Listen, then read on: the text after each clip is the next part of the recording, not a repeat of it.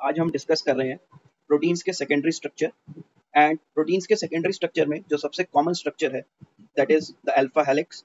ठीक है, तो अल्फा हेलिक्स के बारे में हम थोड़ा सा डिस्कस करते हैं, फिर उसके बारे में एक दो हम क्वेश्चंस करेंगे आज। So alpha helical conformation was proposed in 1950 by Linus Pauling and Robert Corey.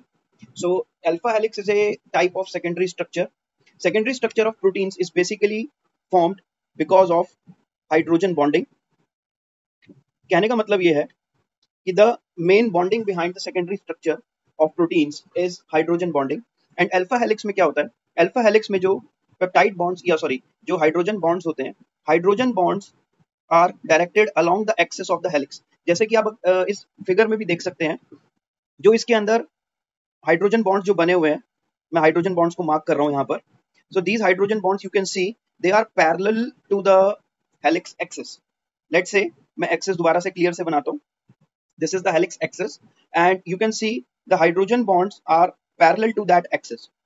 ठीक है, तो इसीलिए आपको यहाँ पर देखने को मिल रहा होगा the hydrogen bonds are directed along the axis और you can say are parallel to the axis.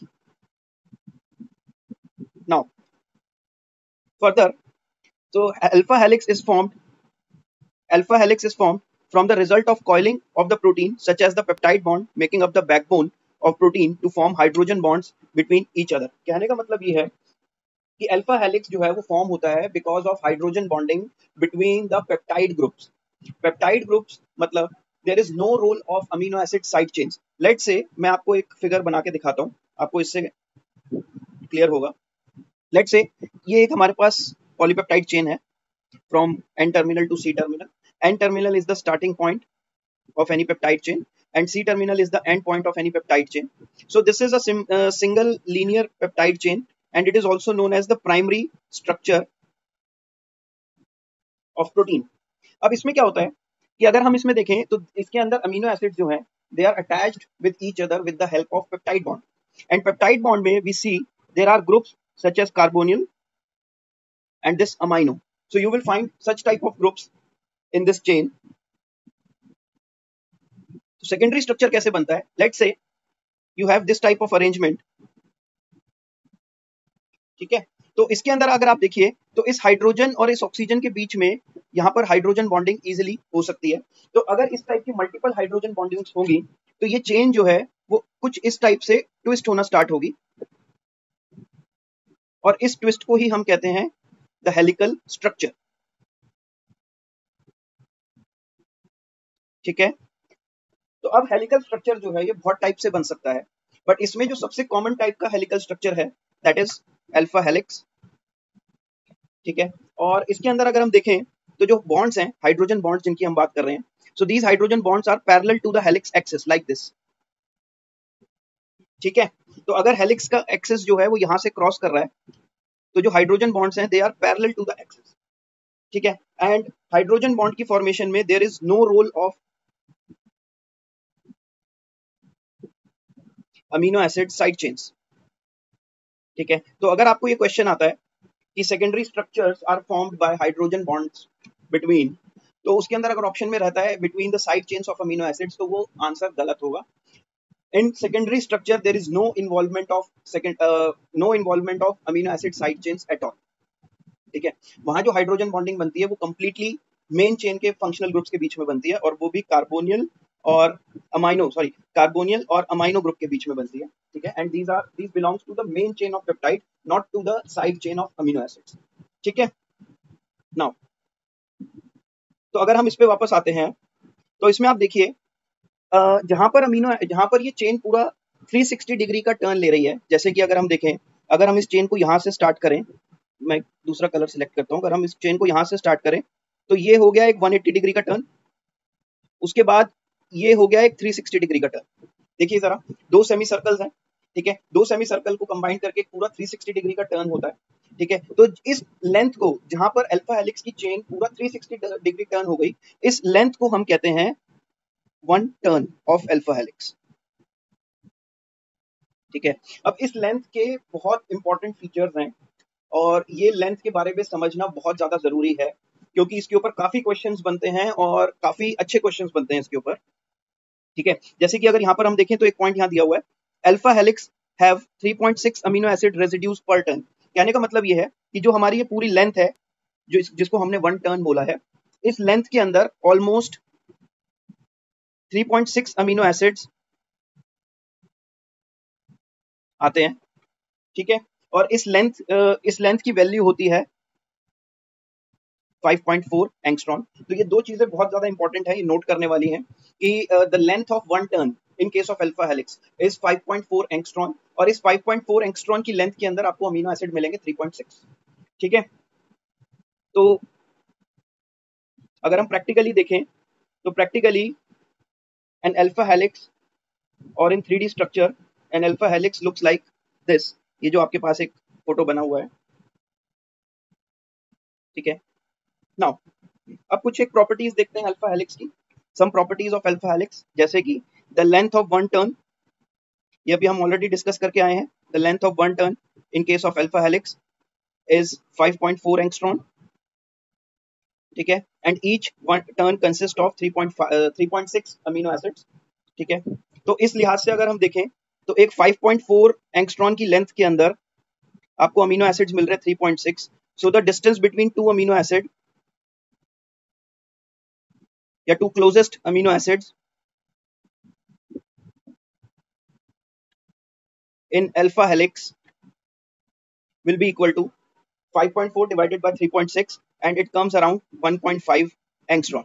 तो ये चीज नोट करने लायक है कि अल्फा हेलिक्स में दो अमीनो एसिड्स, दो क्लोजेस्ट अमीनो एसिड्स के बीच में जो डिस्टेंस होता है इट इज 1.5 एंगस्ट्रॉन। और क्वेश्चंस में इसको काफी सारे तरीकों से पूछा जाता है, जैसे that this distance between two closest amino acid in alpha helix it is also known as the rise per residue. इसको राइज पर रेजिड्यू भी बोला जाता है, ठीक है। तो क्वेश्चन में आपको दिया जा सकता है the rise per residue in case of alpha helix is about something, ठीक है। तो कंफ्यूज नहीं होना है उस केस में। और एक और इंपॉर्टेंट चीज है, a single turn off alpha helix consist of 13 atoms, ठीक है। एक टर्न की लेंथ जो है 5.4 एंगस्ट्रॉन है, 3.6 उसमें अमीनो एसिड्स हैं, और उसके अंदर अगर हम देखें तो 13 एटम्स आते हैं, ठीक है। So for this reason the alpha helix is also referred to as 3.613 helix. तो कहीं पर भी आप इस तरीके से 3.613 हेलिक्स लिखा हुआ देखो तो it is nothing but it is alpha helix, ठीक है। तो अल्फा हेलिक्स के बारे में एक आइडिया लगा, ठीक है। तो अब हम एक दो क्वेश्चंस करते हैं अल्फा हेलिक्स से रिलेटेड, तो हमें और अच्छी तरीके से इसके बारे में समझ में आएगा। नाउ एक क्वेश्चन की हेल्प से देखते हैं,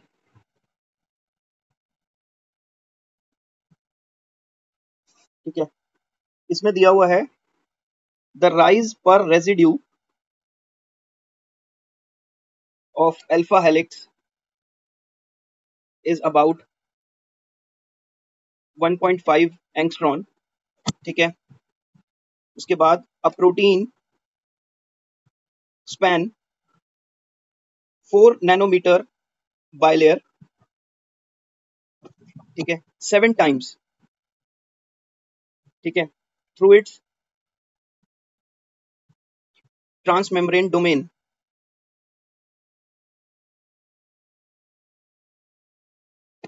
ठीक है, विच इज अल्फा हेलिक्स। ये क्वेश्चन में गिवन है, ठीक है। So approximately how many amino acid residues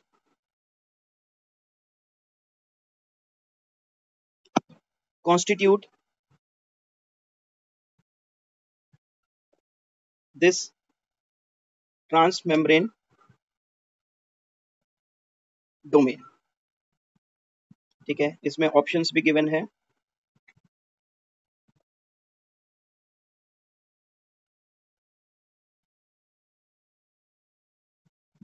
ठीक है। अब देखते हैं इसको सॉल्व कैसे करना है। अगर हम यहाँ पर ध्यान से देखें तो क्वेश्चन को हम पहले समझते हैं, क्वेश्चन में क्या बोल रहे हैं। क्वेश्चन में जैसे कि अभी मैंने आपको थोड़ी देर पहले भी बताया था कि the distance between two amino acids in case of alpha helix is also known as the rise per residue of alpha helix. तो वो हमें गिवन है 1.5 एंगस्ट्रॉन यहाँ पर। अब इसमें बोल रहे हैं a protein span 4 nanometer bilayer. तो पहले हम इसको पिक्चराइज कर लेते हैं। हमारे पास एक लिपिड बाइलेयर है जिसकी थिकनेस जो है वो है 4 नैनोमीटर। 4 नैनोमीटर को मैं 40 एंगस्ट्रॉन भी लिख सकता हूँ, ठीक है। सो इस मेम्ब्रेन को प्रोटीन जो है वो क्रॉस कर रहा है 7 टाइम्स। इस तरीके से देखिए 1 2 3 4 5 6 एंड 7। तो यहाँ से प्रोटीन स्टार्ट है एन टर्मिनल और यहाँ पे प्रोटीन खत्म है सी टर्मिनल।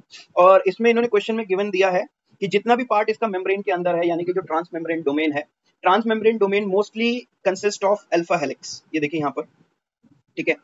उसके बाद इन्होंने पूछा कि how many amino acid residue will constitute या will be present in this trans membrane domain. तो उसको निकालने का बहुत अच्छा तरीका है, पहले हम निकाल लेते हैं the length of peptide inside the membrane. Length of peptide inside the membrane, और वो निकालने का बहुत अच्छा तरीका है। जैसे कि आपको लेंथ दी हुई है, इसकी थिकनेस आपको दी हुई है, इट इज 40 एंगस्ट्रॉम, और 40 एंगस्ट्रॉम की थिकनेस को प्रोटीन जो है वो 7 टाइम्स क्रॉस कर रहा है। तो क्लियर है इसकी लेंथ क्या हो गई प्रोटीन की, 7 into 40 which is equal to 280 angstrom. ठीक है, 280 एंगस्ट्रॉम की हमारे पास प्रोटीन की लेंथ आ गई। अब अगर हम उसमें देखें तो इस 280 एंगस्ट्रॉम के अंदर कितने अमीनो एसिड्स होने चाहिए। लेट्स से अभी हमारे पास एक प्रोटीन की लेंथ आ गई जिसकी जो कि है 280 एंगस्ट्रॉम, ठीक है, from N terminal to C terminal. ठीक है, अब इसके अंदर कितने अमीनो एसिड आएंगे, सिंपल सी बात है, ऐसे निकाल सकते हो आप, total length divided by the distance between two amino acids. ठीक है, तो आप इसको सिंपली 280 डिवाइडेड बाय 1.5 कर दूंगा मैं यहाँ, और ये आपके पास निकल कर आता है equal to 186.6 approximately 190 amino acids. ठीक है, तो आई होप ये क्वेश्चन सभी को क्लियर होगा। ठीक है, अगर आपको ये क्वेश्चन क्लियर नहीं है या कुछ डाउट है अल्फा हेलिक्स से रिलेटेड तो आप कमेंट सेक्शन में डाल सकते हैं। ठीक है, तो अभी हम अल्फा हेलिक्स से रिलेटेड एक और क्वेश्चन देखते हैं आज के सेशन में। ठीक है, देखिए एक ही क्वेश्चन आपको दिख रहा होगा स्क्रीन पर। ये क्वेश्चन जैम बायोलॉजिकल साइंसेस 2015 में पूछा गया है। अब इस क्वेश्चन में यहाँ पर आप ध्यान से देखिए, तो ये बोल रहा है a stretch of C terminal region of adenylate cyclase. Adenylate cyclase एक एंजाइम है, ठीक है, which form right handed alpha helix. ठीक है, the top view of helical wheel, हमें एक राइट हैंडेड अल्फा हेलिक्स का टॉप व्यू दिखाया गया है, जो कि इस फिगर में आपको देखने को मिल रहा होगा, ये जो व्हील टाइप का बना हुआ है। This represents the C terminal of alpha helical wheel. ठीक है, इसके अंदर एक अमीनो एसिड हमें दिखाई दे रहा है विच इज वेलिन 1। देखिए यहाँ पर क्वेश्चन में इन्होंने बोला है valine 1 is the first residue of the peptide sequence. इस अल्फा हेलिक्स का जो सीक्वेंस है इस पार्ट का, उसका जो सबसे पहला अमीनो एसिड है वो इन्होंने दिया हुआ है, और उसको मार्क भी इन्होंने किया हुआ है वेलिन 1 के नाम से। ठीक है, एंड ईच डिवीजन, ये जो हमें एक डिवीजन दिखाई दे रहा है, this each division corresponds to 10 degrees. ठीक है, and each division in the wheel is 10 degrees. So which of the following sequence is correct. Simple सी बात है, इस क्वेश्चन में इन्होंने एक अल्फा हेलिक्स का टॉप व्यू आपको दिखाया है इस व्हील में, और आपको फर्स्ट अमीनो एसिड भी बता दिया विच इज वेलिन 1, और आपको ये भी बताया गया है इसमें कि जो इसका ईच डिवीजन है इस व्हील का, each division corresponds to 10 degrees. ठीक है, तो अब आपसे सिंपली ये पूछा गया है कि what will be the sequence of this C terminal of adenylate cyclase. ठीक है, तो अगर हम इसमें ध्यान से देखें, हमने अभी थोड़ी देर पहले अल्फा हेलिक्स के बारे में पढ़ा था। ठीक है, तो अल्फा हेलिक्स में हमने पढ़ी थी एक one turn length, one turn length जो थी वो थी 5.4 एंगस्ट्रॉम, और अगर हम एंगुलर उसमें बात करें तो वन टर्न कितना था, it is corresponding to 360 degree. अगर आप ध्यान करो, मैंने आपको बताया था कि जहां पर एक पेप्टाइड चेन अल्फा हेलिक्स में, जहां पर पेप्टाइड चेन पूरा 360 डिग्री का टर्न ले रही है, उस पूरे रीजन को या उस पूरे लेंथ को हम बोलते हैं वन टर्न। ठीक है, तो कहने का मतलब ये है कि एक टर्न जो है it is corresponding to 360 degree, and 360 degree consist of 3.6 amino acids. ठीक है, कहने का मतलब ये है कि 360 डिग्री टर्न में 3.6 अमीनो एसिड आ रहे हैं। तो अगर हम देखें तो दो क्लोजेस्ट अमीनो एसिड के बीच में एंगुलर डिस्टेंस कितना हो गया, angular distance between two closest amino acid will be this 360 degree turn के अंदर 3.6 अमीनो एसिड है, तो दो क्लोजेस्ट अमीनो एसिड के बीच में जो डिस्टेंस आ गया दैट विल बी 100 डिग्रीज। ठीक है, दो अमीनो एसिड के बीच में 100 डिग्रीज का डिफरेंस या डिस्टेंस आ गया एंगुलर पॉइंट ऑफ व्यू से। ठीक है, तो अब हमें पता है ये फर्स्ट अमीनो एसिड है वेलिन 1, यहाँ से 100 डिग्री काउंट कर लेते हैं, तो ये हो गया आपके पास 10, 20, 30, 40, 50, 60, 70, 80, 90, 100। ठीक है, तो अगर आप देखो तो वेलिन 1 के बाद 100 डिग्री पे कौन सा अमीनो एसिड आ रहा है? एस्पार्टेट। तो सबसे पहला अमीनो एसिड हो गया वेलिन 1, उसके बाद आपके पास हो गया एस्पार्टेट। ठीक है, अब यहाँ से फिर से हम 100 डिग्री काउंट करते हैं, तो 1, 2, 3, 4, 5, 6, 7, 8, 9, 10। तो दोबारा से देखिए एग्जैक्ट 100 डिग्री पे आपके पास एक और एस्पार्टेट आ गया।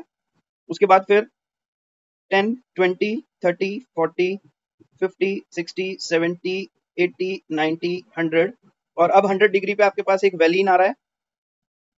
और उसके बाद देखिए 10, 20, 30, 40, 50, 60, 70, 80, 90, 100। अब 100 डिग्री पे आपके पास आ रहा है एक फिनाइलएलेनीन। यहाँ से देखते हैं 10, 20, 30, 40, 50, 60, 70, 80, 90, 100। अब आपके पास आ गया एक सीरीन। ठीक है, यहाँ से काउंट करें तो 40, 50, 60, 70, 80, 90, 100। अब आपके पास आ गया ग्लूटामेट और यहाँ से 100 डिग्री पे